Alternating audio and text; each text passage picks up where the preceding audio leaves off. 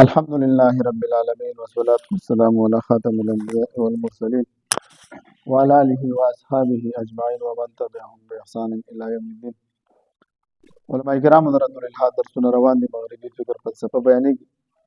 په پرونی درس کې موږ د الحاد اصول او ضوابط ستاسو مخې ته بیان کړو چې د ملحدینو سره د بحث کولو کوم اصول او ضوابط دي. نو اول اصل موږ دا ویلو دوستانو، ذریعه د علم، ذرایع د علم مختلف دي. ملحدین صرف کوئی چې رماته وخایا د مدعی نه د دلیل مطالبه کولی شي، خو د نظیر نشي کولی. دوی دا خودل دا نظیر دی، نو دوی موږ نه د دې مطالبه کوي. او په دې کې موږ درې خبرې کړې وي چې حواس خمسه او عقلي استدلالات او خبرې صادق پکې شامل وو. دویم اصل چې خلاف عقل او ماورای عقل په مطلب نه پوهیږي او بیا وایي د اسلام ډېر عقیدې خلاف عقل دي، حالانکه هغه خلاف عقل نه وي، ماورای عقل وي. شابه دغه شانته کې دریم اصل د دعوی د ثبوت معیار بسوي. په دې من خبره وکړه چې عموما په دعوه کې دوه معیار دي، یو دعوه عقلا ممکن او خلاف عقل نه، بل چې دغه په ثبوت کې عقلي یا نقلي دلیل موجود. څلورم اصل موږ دا ویلو چې عدم مشاهدت عدم وجود دلیل نه دی، یو شی ستنین نو دا د دلیل نه چې دا شی به باطل وي. پنځم اصل د دلیل د مدعی نه د دلیل مطالبه کول صحیح دی، خو د نظیر غلط دی. شپږم اصل د شریعت کامل فهم ضروري. وګم اصل چې د ملحدینو د اعتراض نه وروسته فلسفه پیژندل دي. وروسته دوه درې درسونه وروسته را روان دي چې د ملحدینو د اعتراضاتو پنځه شپږ قسمه انواع دي، قسمونه دي، د هغې به وضاحت کوو انشاءالله.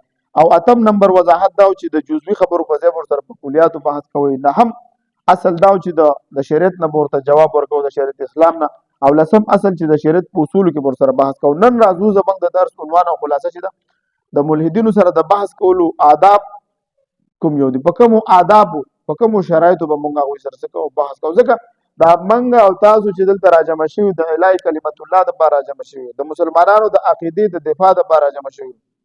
مسائل بیانول اسان کار دی، هر یو انسان مسائل بیانولی شي، خو د عقیدې دفاع کول دا د سر په بدله کېږي. څه کېږي؟ نو د دې دپاره څه شرایط او څه آداب پکار دي. نو د الحاد دا موضوع ډېره اهمه موضوع ده. که دې کې د دې آدابو رعایت ونه ساتلی شي نو هغه څه کېږي؟ الټه اثر کېږي. ځکه یو داسې وي چې عام مسلمان وي، نو ته هغه ته ووایې چې هلکه دا د الله حکم دی، دا د رسول الله صلی الله علیه وسلم حکم دی، غیر سره ومني، دا د اسلام په سرحد کې دننه دی. لیکن ستا چې مد مقابل کم ملحد ناست وي، هغه د اسلام د سرحد نه اوښتی دی، نو هغه چې ته رااړې هغه به ډېر حکمت سره په مینه محبت سره د هغه آدابو به لحاظ ساتئ. نو هله به تاسو څه کوئ، خبرې اثر کوي. او که نه ته کوم اصول چې خپلو کې استعمالوي او دا اصول هلته هم په کار راولي، نو دا به څه کېږي؟ دې نه به نقصان جوړېږي، هېڅ به فایده ترې نه کېږي. نو راځئ چې اوس تاسو څه وکړو، هغه اصول د بحث کولو آداب کوم یو دي د هغې وضاحت وکړو. مولوي صاحب عبارت شروع کړه، ورسره کتاب څه موجود د ملحدینو سره د بحث کولو آداب کوم یو دي د هغې وضاحت. مخکې درس کې وضاحت وشو چې په کومو اصولو به ملحدینو سره بحث کوي. په دې درس کې به د دې خبرې وضاحت کېږي چې د ملحدینو سره په کومو آدابو سره تاسو مکالمه او خبرې کوئ. که بغیر د آدابو ورسره بحث وشي فایده به نه وي. اول د الحاد د مبادیاتو علم به درته وویل. ګوره د الحاد مبادیات اوسه پورې تاسو لګوي. هیومنزم تاسو پېژندلی، سوشلیزم، سیکولریزم، کیپیټلیزم، لیبرلیزم، دا چې څونه دغه دي دوستانو، دا ټول مغربي فکر فلسفې چې کوم بنیادونه دي، ماډرنزم فلسفه د ازادي د مساوات ترقي ده، دا مو پېژندله. دغه شانته کې په عهد قدیم کې مذهب غالب و، عهد شاهد ثانیه، عهد جدید، اوس پوسټ ماډرنزم، دا مبادیات دي چې دي د الحاد دا مبادیات دي دوستانو. که بغیر د آدابو نه ورسره بحث وشي څه فایده به نه وي. اول ادب د الحاد د مبادیاتو علم لرل. د الحاد د مبادیاتو علم به درته حاصل وي. ستاسو مخکې چې کوم ملحد ناست وي نو اول به تاسو د دې پته وي چې دا د کومې درجې ملحد دی او دا د کوم الحاد ښکار شوی دی. ته به ترې تپوس وکړې. زه اکثر زما خپله دغه دی چې کوم ملحد یې زه هغه ته وایم ته ما ته خپله کارګزاري بیان کړه. دې کې ډېر ناشنا خبرې زه داسې مخې ته راشي چې ضد کې راشي، څه شي او بس راشي په چا حوادث راشي. زه مخکې شه چې تا ولې الحاد اختیار کړو. دا تپوسونه دې کوئ چې را روان وخت کې تاسو براډونه چلوئ، دا کوئ تاسو ملحد راځي ته به کښېنئ په مینه محبت. غیر مقلدینو سره، پنجپیریانو سره، د دې سره به د بحث دا جدا یو دې چې کښېنه خالص د مبلغ په حیثیت به کښېنئ، د اهل سنت والجماعت نمایندګي به کوي. دلته به دې نه شي زه د اصلاح وکړم، دلته به هلته به هلته چې هغه د اسلام حدود کې دننه هغه مسلمان دی، نه هغه ستا د وجې کافر کېږي او نه ته د هغه د وجې کافر کېږي، خپل لار نه پرېږدي خپل. خو دلته به دې ډېره نرمي او دلته دا ډېره ضروري ده. او شکر دی ګوره مخکې به مناظرو کې اخره کې به خبره په جنگ ختمېدله خبره به په څه په شر ختمېدله. شکر دی اوس دا د مفتي صاحب د مناظره وکړه دا هغه ناست خوند هم داسې کوي ښایسته میسج هم دنیا ته لاړ شي. بس ته خپل دلیل بیان کړه. څوک نه ټول زمونږ خبره مني او نه ټول د هغوی خبره مني. په دنیا کې یهودیان هم شته، عیسایان هم شته، مریدان هم شته. موږ په خپل دلیل بیانو، دنیا ته به بیانو. لکه مفتي صاحب وایي که نه بھائی موږ بس ویډیو کوو د ثالث څه ضرورت دی، خو دنیا یې ګوري. هر سړي ته پته ده چې دوستانو میخه توره ده او څه دي شودې سپین دي. هر سړی پېژني، دلیل هم پېژني او دغه هم پېژني. نو نرمي اختیارول پکې پکار. ته به دې تپوس وکړې دوستانو چې تا الحاد ولې اختیار کړو، د اسلام په کوم څیز باندې ستا اعتراض دی؟ دې نه به پته ولګي چې دا د کومې کومې درجې بیا د ملحد هغې دی. درجې په انداز سره به ورسره بحث کوي. شاباس. دویم ادب د شریعت کامل فهم به در سره وي. د شریعت علم به در سره کامل وي، د اصول تفسیر علم به در سره وي چې هغه په کوم آیات باندې ټولو کې خطرناکه، ټولو کې سخته موضوع الحاد ده. ځکه تاریخ به دې اعتراض کوي، په فقه به دې اعتراض کېږي، په اصول فقه به دې کېږي، په حدیث به دې کېږي، په اصول حدیث به، په قرآن به دې اعتراض کېږي، په تفسیر به دې اعتراض کېږي. ستا تر دې چې په ګیره به دې اعتراض کېږي، په پټکي به دې اعتراض کېږي، ستا په معاشره به اعتراض کېږي، یو جز باندې به دې اعتراض کېږي. نو ځکه دا د ټول نه خطرناکه فتنه ده یقینا ده چې ته ورته د هغه اصولو نه جواب ورکړې. د اصول حدیث علم به هم در سره وي، په کوم حدیث باندې اعتراض وکړي چې د اصول حدیث نه جواب ورکړي. د فقه علم به در سره وي که د فقه په کومه مسله باندې اعتراض وکړي، د فقه د اصولو نه جواب ورکړي. د اسلامي تاریخ علم به درته یاد وي او د عربۍ ژبې د آداب علم به درته یاد وي، په مبادیاتو باندې به درته او الحمدلله تاسو تحصیل دی، شکر دی. او عربۍ ژبه هم پوهېږي، د عربي ژبې باندې خبرې کول هم ضروري دی، د علم الکلام مهارت هم پکار. او الحمدلله موږ دلته په تفصیل سره تاسو د آدابو دا اصول مناظره موږ دلته تاسو شکر دی تفصیل سره وی که نه، دې نه بغیر بحث کول ډېر مشکل وي سړي ته. موږ الحمدلله د الحاد رد غوره سړی کوي، شکر دی خدای دې نور هم ډېر کړي علما کرام. خو دلته الحمدلله موږ د آدابو موږ نو دې مقاله کې د مناظرې اصول ذکر کړي، خو ضرورت نشته مفتي صاحب یو ځل پړاوی نو څه پکار شي دوباره بار موږ پړاو ورکړو. نو الحمدلله تاسو داوم پیژنئ، مدعیم پیژنئ، مدعلهم پیژنئ، د دعوی اقسام هم پیژنئ. دا مختلف د اصول مناظرې چې کوم هغه ترتیب دی هغه تاسو ټول اول ابتدا د هغه نه کېږي. تاسو مناظره چې کوئ نو د اول نمبر دا خبره ده چې د مناظرې د اصولو نه چې ته خبرې بس ته څه شئ ته کامیابي. او دا یقینا وایم د الحاد رد کې او د اصول مناظرې نه نه خبر ټیک ده چې رد پکې خو گزار پکې خو اکثر بس خطا بزي دوستانو. نو اول دویم نمبر د شریعت علم به در سره کامل وي.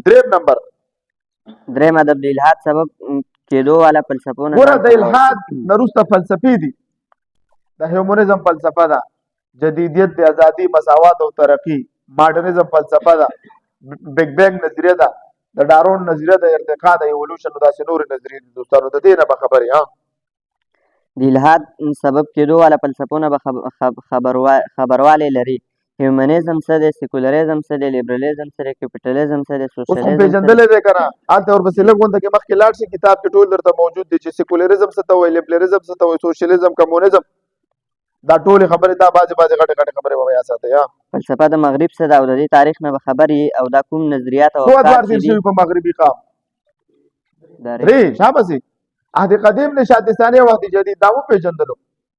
څلور دغه دي د مغربي قوم په دوه ډلو دی، سیاسي نظام سیکولریزم دی، معاشي نظام کیپیټالیزم، بل اشتراکي نظام دوه حصې دي، معاشي نظام سوشلیزم دی، سیاسي نظام دا تاسو وایي کمونیزم.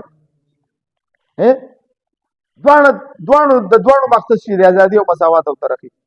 د کیپیټالیزم باندې څوک دی؟ جارج کیوبو. اډم د کیپیټالیزم باندې چې دی دغه دی اډم سمیت دی. د کیپیټالیزم سرمایه‌دارانه نظام باندې اډم سمیت دی معاشیات، او د سیکولریزم باندې څوک دی؟ جارج کیوب دی. 1851 کې دا اصطلاح استعمال کړې وه، فصل الدین یعنی دولت سیکولریزم. دا شی د کارل مارکس د اشتراکي نظام باندې دا دی او دا اصل نظریه دا د افلاطون و. نو دا بعضې دا غټې اصطلاحات دا چې تا ته معلوم وي ته په بیان کې دا خبرې کوي، په درس کې دا خبرې کوي، خلک وایي چې والله دا مولوي صاحب د دنیا د فلسفې نه خبر دا مجبوري نه ځان خبره وایي مجبوري ده.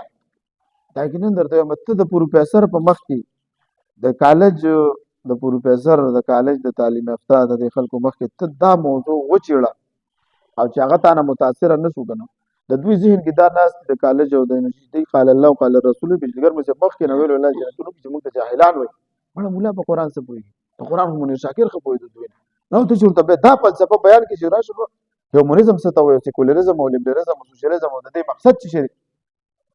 بیا به تا ته په خپله به درته وایي چې یاره مولوي صاحب ته پوهېږي دا نور نه پوهېږي. نو ځان خو پوهې کوي که نه، سبا درته خلک درته وایي ته پوهېږي نو زه یې مخکې شا او کومې فلسفې دي او په کومو ممالکو کې د دې څه اثرات دي اهم معلومات به در سره وي. داسې د ساینس د فلسفې علم به در سره وي. در سره وي او کوم چې مشهور واقعیات بیانوي لکه بیګ بینګ د دې په باره کې به معلومات در سره وي. مثلا بیګ بینګ څنګه وشو دا نظریه د ارتقا علم او که نه نظریه د ارتقا ایولوشن چې کله تا ته دا خبرې یادې وي نو بیا چې ملحد کوم اعتراض کوي نو ته به په هغه فلسفه پېژنې. څلورم ادب د فروع په ځای په اصولو ملحد په هېڅ کله اجازه نه ورکوي چې هغه تاسو په فروع کې بحث وکړي. شابه مثلا خالق شته او که نه بیا چې خالق ثابت شي نو مخلوق یې د څه مقصد دپاره پیدا کړی دی. نو درېیم ځای کې د مذهب ضرورت څه دی.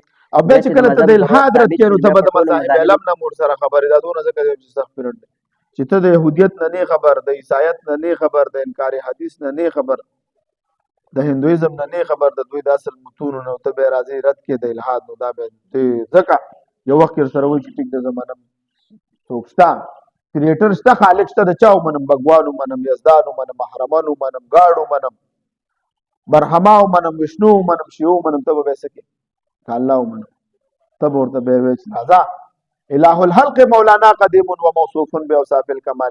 راځه کائنات کې وګورو په کائنات کې توازن موجود دی.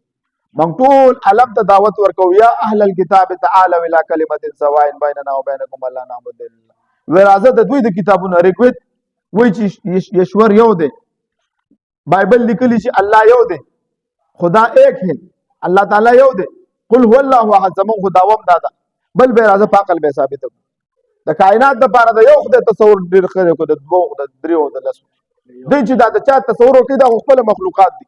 د یو الله تصور ولی د یو زید امر بکر په ژوند او مرګ فساد راځي. لو کان فیهما آلهة الا الله لفسدتا فساد پر اغلی وي. نو تاسو سره بسوي بیا نو د مذاهب علم ابل ما یو عیسائی سره بعض هغه ویل چې زدانه مر نو مرتل زستاد کتابونه د مذاهب علم د متون ما ورته خو دل ما ګور رګوت کې لیکلي په خپل مهابارت د ټولو کې لیکلي دي چې الله یو دی. دا خروج تا خو ځان نه پکې لیکونه پیدا کړی هر سړي ځان لخته جوړ کړی دی. بل دوی سوې دوی خدا نه ونی دوی خدا عقیده نه لري هندوان بت پرست سوې معنا بودهم الا ليقربنا الى الله ذل فلاو چې موږ عبادت نه کوو د لپاره چې دا خو موږ وسیله ګڼو لکه زمون حضرات چې څه کوي باباګان وسیله ګڼي.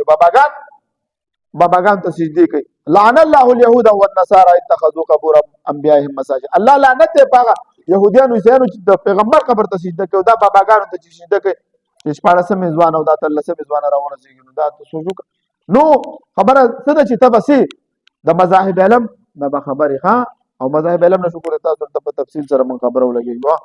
بیا په ټولو مذاهبو کې اسلام ولې غوره او بهترین مذهب دی؟ نبی علیه السلام رسول دی نو رسالت څه شی دی؟ بیا په رسولانو کې د نبی علیه السلام مرتبه کومه ده او نبی علیه السلام آخري نبی ولې دی؟ د دې نه وروسته مابعد طبیعت امور دي لکه جنت او جهنم باندې بحث دی. نو دا اصول دي په دې کې به ورسره بحث کوي. که موږ په فروع کې لګیا شو نبی علیه السلام 9 ودونه ولې کړي دي تر څو چې ته منصب رسالت باندې ځان پوه نه کړې هغه وخته پورې په دې انسان نه پوهېږي. دوی به تاسو په فروعي مسایلو کې مصروف کول غواړي نو تاسو به ورته وایي اول به په اصولو بحث کوو بیا به په فروعو کې بحث کوو. دوی به تاسو ته وایي چې دا کوم څیز اصول صحیح دي د هغې فروع به هم صحیح وي او اول به بحث په اصولو کې کوو. پنځم نمبر د مستشرقینو اعتراضاتو نه بځان مستشرقینو دوستانو ابتدا کې 400 کاله 400 صدۍ موږ باندې دوی صلیبي جنګونه مسلط کړي. په دې کې موږ دوی راغ بیت المقدس موږ نه ونیو بیا صلاح الدین ایوبي رحمت الله علیه واپس ونیو. دا جنګونه دوی سره 400 کاله کې دل دوی په جنګ کې موږ نه شي ګټلې. په جنګ کې د مسلمان نه هیڅ کله څوک نشي ګټلې. بیا دوی باندې دوی موږ فکری استشراق مستشرقین د مشرق مطالعه کول دوی به داسې جماعت تیار کو هغه په خپل کتابونو کې لیکلي دي چې کله دلته هندوستان او انګریزان دلته نو څه کسان داسې تللي او هغوی هلته بوتلي داسې د دې مرکز وزټ یې ورکړی چې دقه زموږ په ګیټ اپ کې به هغوی انګریزان تربیت کول چا به د فقه علم مسله او چا به د تفسیر چا به د اصول تفسیر په مختلفو عربي ژبه علم الکلام په دې ماهران کړو او مسلمانانو کې خواره کړو. مسلمانانو دا د استشراق یو څه چې موږ چې غیر مقلدین دي دا هم دغه دی 4 اساس را روان دي ابتدا د اسلام نه چې دا څوک مني دا سوچه مسلمان دی. اول قرآن دی، دویم حدیث، دریم اجماع، څلورم د یو مجتهد پس تک د ماهر شریعت پر رهنمایي کې په دین عمل کول دا سوچه مسلمانان دي. لاندې به راشه 1857 نه وروسته اوس په اسلام کې څونه خلک راووتل. کله چې دا څلور مذهبونه را روان وي سم نو اتفاق را روانو هر څه را روانو. دا د استشراق یوه حصه ده. په دوی کې بیا مشهور خلک دي ګولډ ظهیر دی ویلیم مور دی. دې خلکو بیا کتابونه ولیکل د نبی علیه السلام په ذات مبارک اعتراضات وکړو. نبی علیه السلام دا کړی نبی علیه السلام دا د عایشې رضی الله تعالی عنها سره د نکاح دا د ګولډ ظهیر ته دې ته هوا ورکړه. دې مستشرق چې نن منیر شاکر هم بیانوي او بل هم بیانوي بل لاړو دا حدیث نه په انکار وکړو. نو دا هوا چا ورکړه؟ دا د استشراق یو څوک د په فقه اعتراض کوي څوک د په قرآن اعتراض کوي څوک د قادیانې په قرآن اعتراض کوي قادیانې د په قرآن اعتراض کوي منکر منیر شاکر د په حدیث اعتراض کوي غیر مقلد دي په فقه باندې اعتراض کوي. دوستانو نو دا ټول یو کړی د دوستانو را روان دي. مخکې څه شابه زر نو پنځم نمبر د مستشرقینو اعتراضاتو نه به خبر استئ دوستانو. او تاریخ استشراق نه به خبرتیا لري. مغربي ماهرینو چې په اسلام باندې کوم اعتراضات کړي دي د هغې نه به تاسو ته معلومات وي. تاریخ استشراق کله شروع شو، مشهور مستشرقین کوم دي او دوی چې څومره اعتراضات کړي دي هغه به درته معلومات وي. ځکه ملحدین اکثر نوي اعتراضات نشي کولی. هغه اعتراضات شیخ امیر الله وګورئ دی چې څونه اعتراضات کوي دا د چا نه پټ کړي دي تاسو ته پته ده؟ رامچند چا نه هریچند دغه نه روافظو نه پټ کړي دي. دوی چې په فقه باندې څونه اعتراضات کوي دوی څه کوي د روافظو نه دا پټ کړي دي. موږ وایو چې تاسو وایو چې امامان معصوم دي هغه وایي تاسو امامان ګڼئ مجتهدین. بیا بس دغه اعتراضات اکثر شیخ امین الله دغه نه پټ کړي روافظو نه پټ کړي دی او دا منیر شاکر چا نه پټوي دی مستشرقینو نه پټوي دوستانو. غلام محمد پرویز نه پټوي عبد الله چکړالو نه اسلم جراج پوری نه سر سید احمد خان او د دوی یار د دوی کتابونه کوم چې د مغربي مستشرقین کوم چې شروع شوی عبارت او دوی چې کوم اعتراضات کړي هغه درته معلومه. ځکه ملحدین اکثر نه اعتراضات نشي کولی. هغه اعتراضات کوي کوم چې د مغربي مستشرقینو کړي دي. تا ته پته وي چې دا مستشرق اعتراض کړي نو ضرب جواب ورکړي. شپږم ادب د ملحدینو پس منظر معلوم کا زر زر د ملحد نه د هغه تعلیم باره کې سوال وکړئ. ځکه په دور حاضر کې ډېر مذهب بیزاره خلک د محض پیشن د وجې نه بس څوک په ځان باندې لیبل ولګي چې زه به ملحد یم مونځ نه کوم زه ملحد یم شراب کوم زه ملحد یم زنا کوم بازار باندې پیشن په طور باندې یو راغلی ویجړه ما سره تصویر هم شته والي وکیا چولې په پوزه دغه او داسې بکواس به کوم چې موګه د میلانه دستا په شکل باندې خپل شکل دې بدل کړی او دا جړاګانه پاسیږي اوس په اسلام اعتراض کې. قسم په خدای چې ما په دنیا کې ملحدان ډېر لیدلي خو جړاګان چې ما خدای په چې جړاګانه مو درالو دا مو مفکر اعظم څو لګي د موږ د اسلام مبارک اعتراضات کوي موږ به اعتراضات کوي او دا خپل شعار ګرځولې. دوی سره د بنیادي خبرو علم نه وي او په خپل ګمان کې ځان ته مفکر اعظم وایي. لکه څنګه چې مخکې درسونو کې وضاحت شوی دی یو علمي ملحد دی بل نفسیاتي. زمونږ معاشره کې ټول نفسیاتي ملحدین دي. کوم ادب او د علم مناظرې نه واقف کېدل ضروري دي. د علم مناظره نه واقف کېدل ضروري دي. لکه د مباریاتو علم به در سره وي د موضوع تعین به کولی شي د دلایلو اقسام به پېژنې دلایل به پېژنې او د دې دلایلو نه به استدلال او جوابات کولی شي او په علمي منطق باندې به هم مهارت لري. اتم ادب مکالمه کولو په وخت کې به د عیانه سوچ سره بحث کې شابه کول پکار دي. د ملحدینو سره بحث کولو او مکالمه کولو په وخت کې به د عیانه سوچ سره بحث کول پکار دي چې د دې په ذریعه د انسان سره د جهنم نه بچ کېږي. دا ګوره د اسلام د سرحد نه وخت دی وخت به ډېر نرمي د سره کې او جنت ته لاړ شي. مونږ به دا سوچ کوو چې د الله تعالی مخلوق دی او د الله تعالی نه انکار کوي. زمونږ به د دې سره زه اکثر چې دی راشي کنه خاص کر لوکیشن او دې ته زه ډېر سخت تبلیغ ولکوم مولا زاري ولکوم چې مسلمان شي. زه هم ګوره که ته مسلمان شي ماله هېڅ پیدا نشته دی خو زما د وجې مې د جهنم نه بچو مې والله جهنم شته جنت هم شته حساب کتاب هم شته هر څه شته خو چې هغه موږ هغه د تبلیغ کوم دعوه د تبلیغ حق هغه ادا کوو بس موږ ویل نه بس موږ بله غاړه خلاصو. اوس تا وعده کړې جنت به هم ډکې او جهنم به هم ډکې څوک په زوره دا جهنم ته غورځوي بس وکړو. نهم ادب دا دی چې د اهل سنت والجماعت د طرف نه به نمایندګي کې شابه شي. د فرقواریت نه به ځان پاک کوي او د فرقواریت نه به ځان دوستانو سوي پاک کړی به وي او بحث د اهل سنت والجماعت د طرف نه نمایندګي کوي. دلته دا کوم موږ تحقیق کوو دی د فرقواریت سره څوک تشبیه ورکوي چې غلطي کوي. دلته موږ د خپلې عقیدې دفاع کوو. موږ یو مسلمانان څه یو موږ دلته مسلمانان یو موږ تقلید کوو. اوس یو سړی پاتې کېږي چې تقلید ولې کوي شرک دی نو موږ به جواب نه ورکوو. موږ ته په ترک د تعامل راغلی چې رفالدین زموږ مشرانو نه کول زموږ نیکونو ابا او اجداد نه دي کړي. اوس موږ ویو چې رفالدین امین بالجهل دا څونه مسایل چې په دې موږ تحقیق کوو دوستانو. فرقه وارد دې اله جوړېږي چې اوس زه ویم یا هغه وایي چې دوستانو داسې مشرکان چې دي یا هغوی فتوا ولګي د کفر فتوا در باندې په مسلمانانو ولګي چې مسلمانانو منځونه نه کېږي ولې چې دا مسلمانان سورت فاتحه نه وایي امام پسې مونځ نه کېږي لکه دغه شیزونه دوستانو پوه شولې موږ چې دلته کوو په خپل څه کوو خپل تحقیق کوو دا کوو بیانوي خلکو ته دوستانو نو د اهل سنت والجماعت نه به نمایندګي کوي که موږ دلته په دې وخت کې خپل فروعي اختلافات ذکر کول شروع کړو نو هغه به هم نور مترفع شي. لسمه ده په دې مقام باندې کار کولو کې د الله تعالی مدد شامل کول لازم دي.